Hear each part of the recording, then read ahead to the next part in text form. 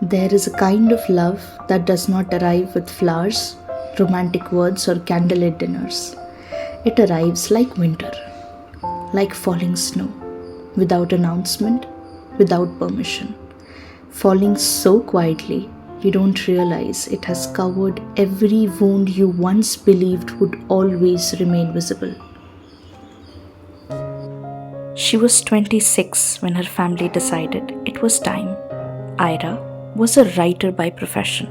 She was emotional, sensitive, and quiet. She had always been the kind of person who felt things slowly, deeply, and too much. She never raised her voice when someone was unkind to her. She was conserved and always overanalyzed her decisions. And so, when it came to the biggest decision of her life, she did what she felt natural. She stepped aside and let her family choose.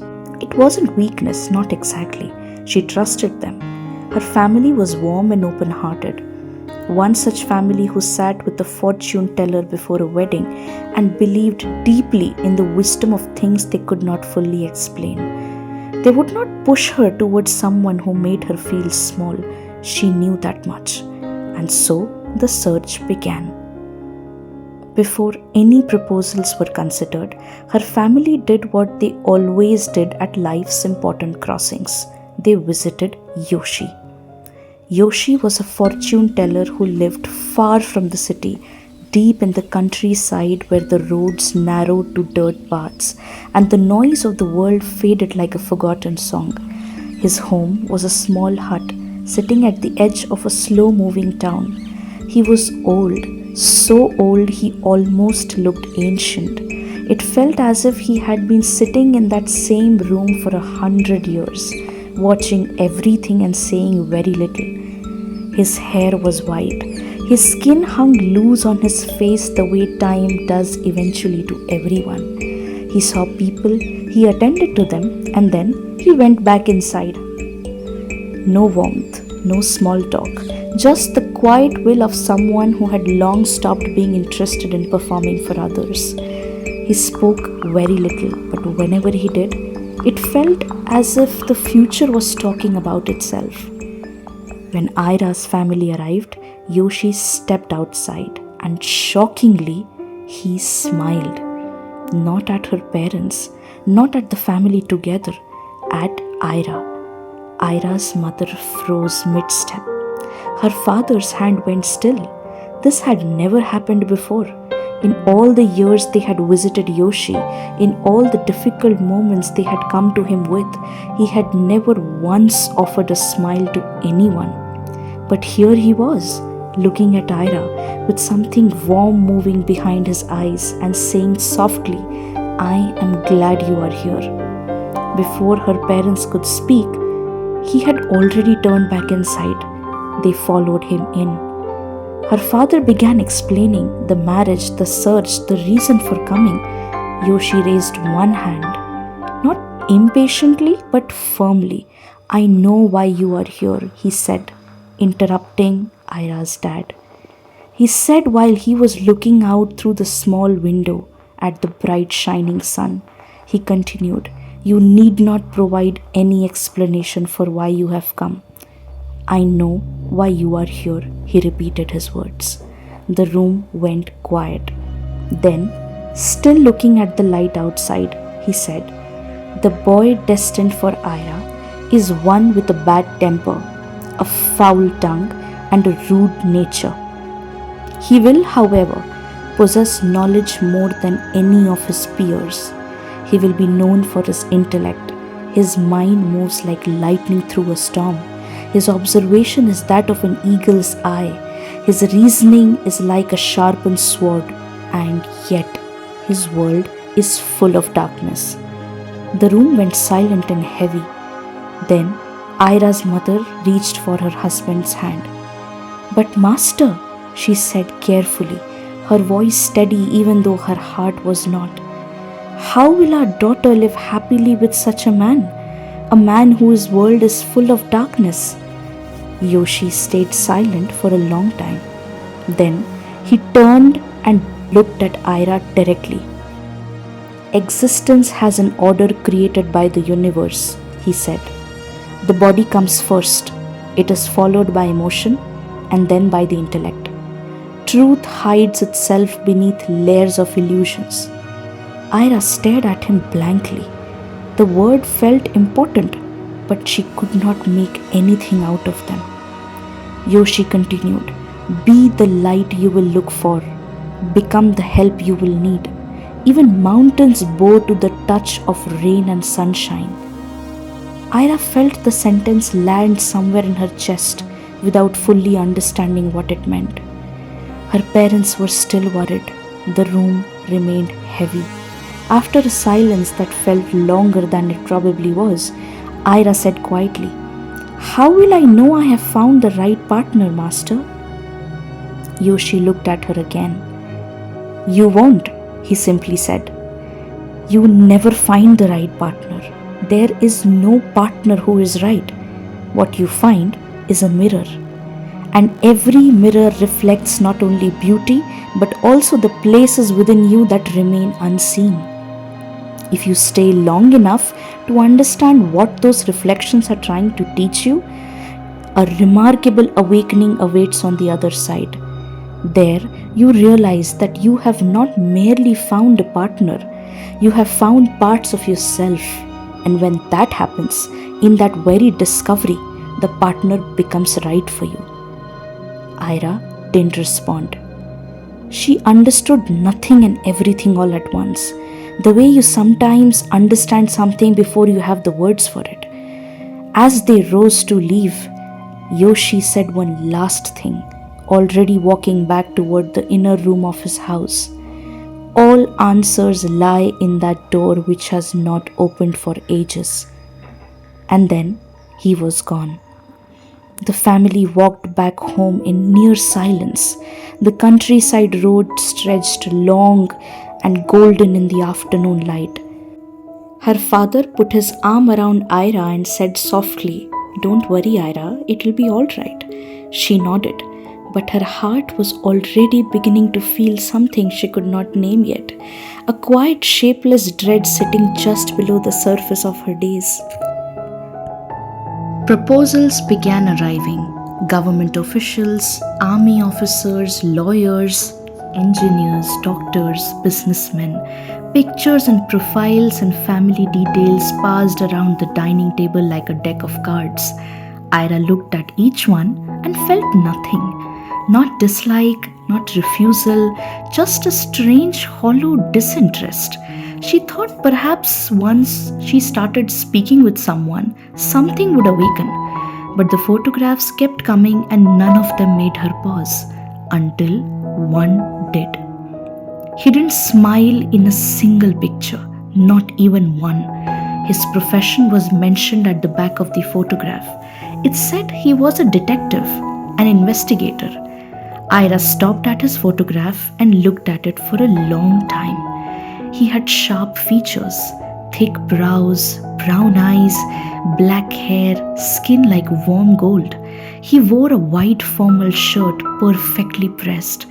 In every picture, he looked as if he was in the middle of thinking something far more serious than posing for a photograph.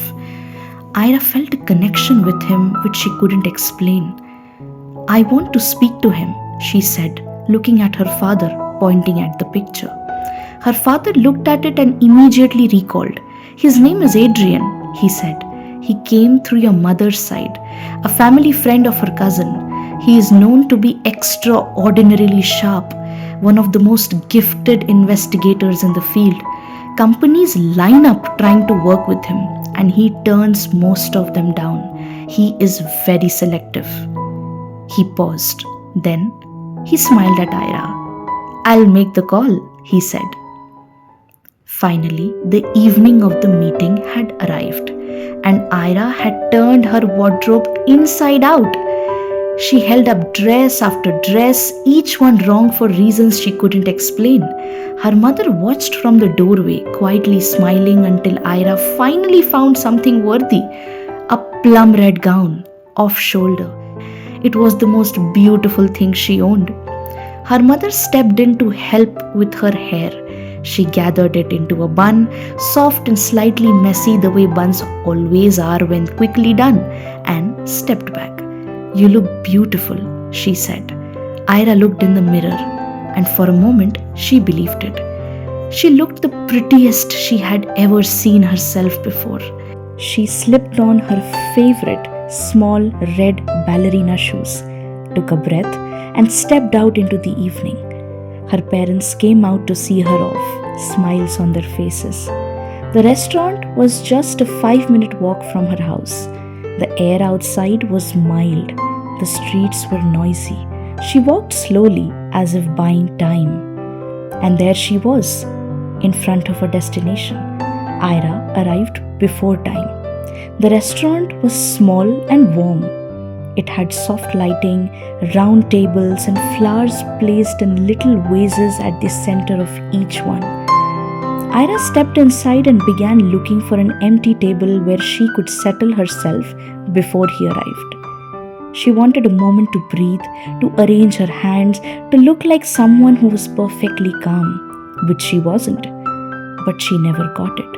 Her eyes found him before she found a table. He was already there. In the far corner of the restaurant, the most isolated table, the one farthest from the door and from everyone else, sat a boy in a black office shirt and grey trousers. His hands were rested flat on the table. His eyes were fixed on the small vase of flowers placed at the table's center. Ira stopped walking. She had seen his photograph. She had thought she was prepared. She wasn't. Adrian was sharp and handsome beyond her expectations. She took a long breath and walked toward him. Her steps were careful, hesitant in the way that only happens when you are suddenly aware of exactly how you are moving.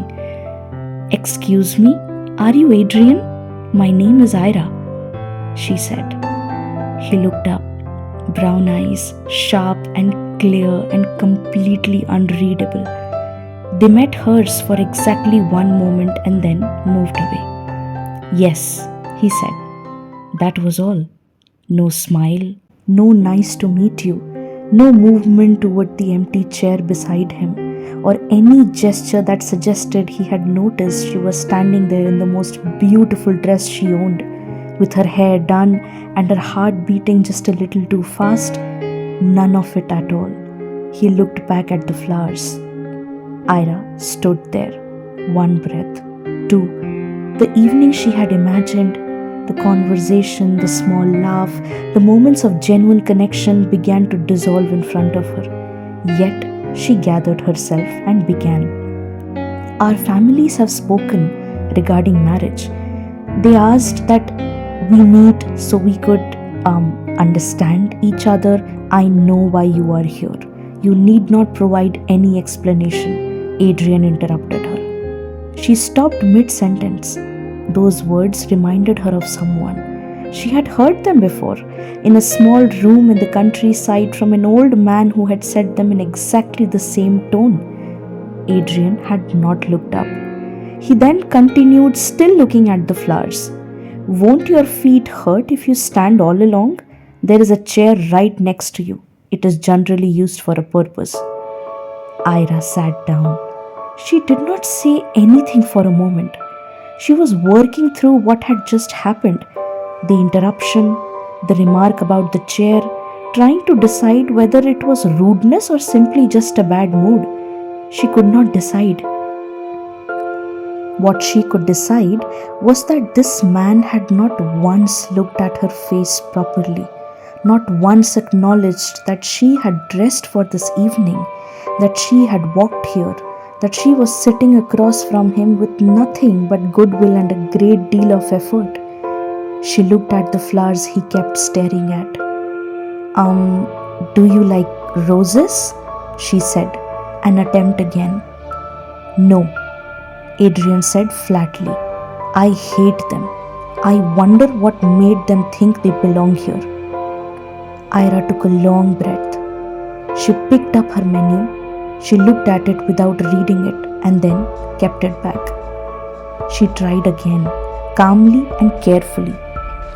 Are you at all interested in this meeting? Or are you here only for your family's sake? You can be honest with me, I wouldn't mind. Something shifted. For the first time since she had sat down, Adrian turned and looked at her fully. His brown eyes landed on her face and stayed there, not warm or curious but present, attending to her the way he had been attending to the flowers. There is no one on this planet, he said, who can make me do something against my wishes, not even my parents. Ira was frozen in that moment. She held his gaze. I apologize if my question gave the wrong impression. What I meant was, I hope you are here because you do want to get married someday, because you are looking for a partner. If that is so, then we will have to spend some time actually getting to know each other. We will have to talk to each other. I know all of that, Adrian said. His eyes returned to the flowers. If you have questions, you are free to ask them, he said. The food arrived somewhere in the middle of all this. Ira couldn't quite remember ordering it. It sat on the table between them, warm and untouched on her side. She kept thinking she would eat in a moment after the next question, after the next answer, but every time she reached for something, the conversation or its near absence made the act of eating feel impossible, like trying to have a meal in the middle of an exam. She took 3 bites across the entire evening. She wasn't sure how Adrian ate at all. What are your hobbies? She tried again. What do you do in your free time? Nothing, Adrian said. I have no hobbies. I have no free time. I solve crime. I work on cases, on puzzles, on mysteries. That is where all of my time goes. There is nothing else in my life. She waited. She gave him the silence in case there was more he had to say. There wasn't. She asked, what kinds of cases you enjoy? The difficult ones, he said. Did you always wanted to be a detective? She asked again. Yes, he replied without elaborating. What about any friends in your field?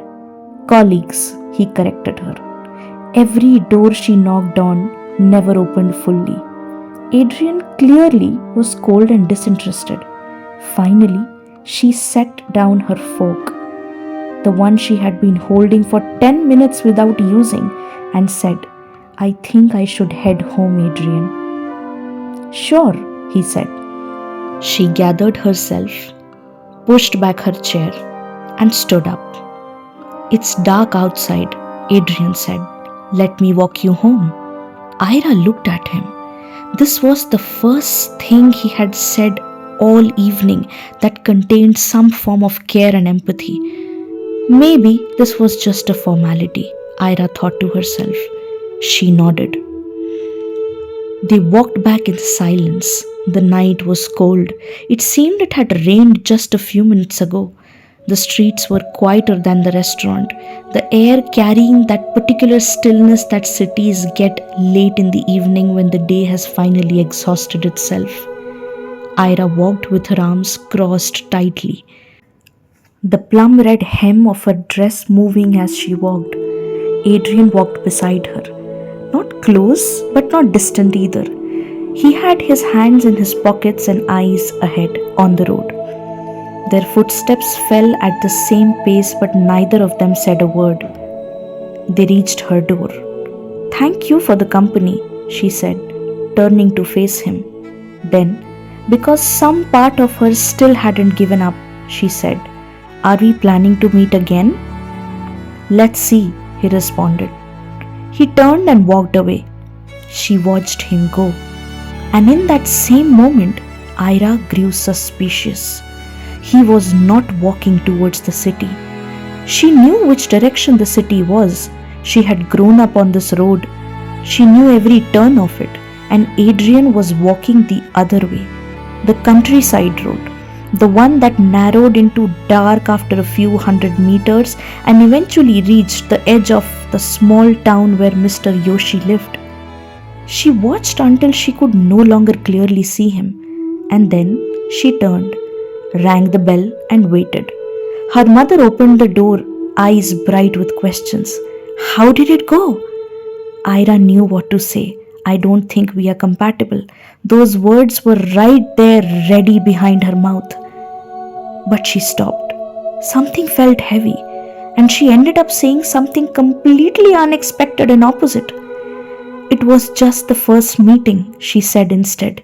Maybe I'll know better in the next few. She went straight into her room, fell backward onto her bed, and lay there staring at the ceiling. The red dress pulled around her. She did not change. Why did I say that? She thought. I had made up my mind. I was sure. She didn't know what made her answer differently. Her mind was still struggling to make sense of everything that had unfolded in a single evening. As she replayed the events, trying to untangle their meaning, exhaustion slowly took over her. Before she knew it, she had drifted into sleep. The morning light came in pale and warm. Ira stepped onto her balcony barefoot, still in her red dress from the night before, hair loose, looking for the simple comfort of sunlight. She looked down at the road below, and her breath tightened. Adrian was walking back up that same road. Same black shirt, same grey trousers. He was walking back toward the city, and he had clearly never gone home. He had spent the entire night in the countryside. What was he doing there all night? Ira wondered.